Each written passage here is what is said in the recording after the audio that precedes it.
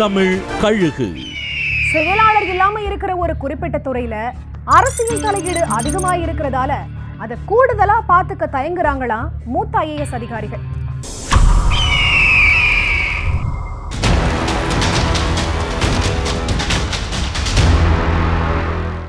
தமிழ்நாட்டோட எரிசக்தி துறை செயலாளராக இருந்தவர் பீலா வெங்கடேசன்.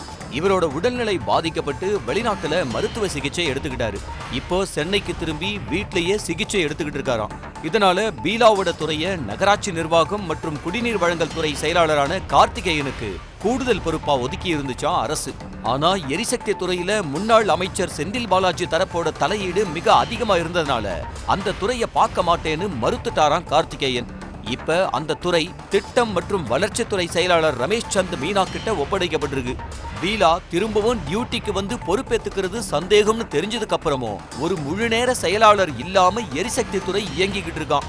அந்த துறையை யார் கவனிச்சாலும் அவங்களுக்கு அழுத்தங்கள் இருக்கிறது தலைமைச் செயலகத்துல வெளிப்படையா பேசப்படுற நிலையில அரசாங்கம் ஏன் இதுல இன்னும் கவனம் செலுத்தலன்னு கோட்டையில கேக்குறாங்க.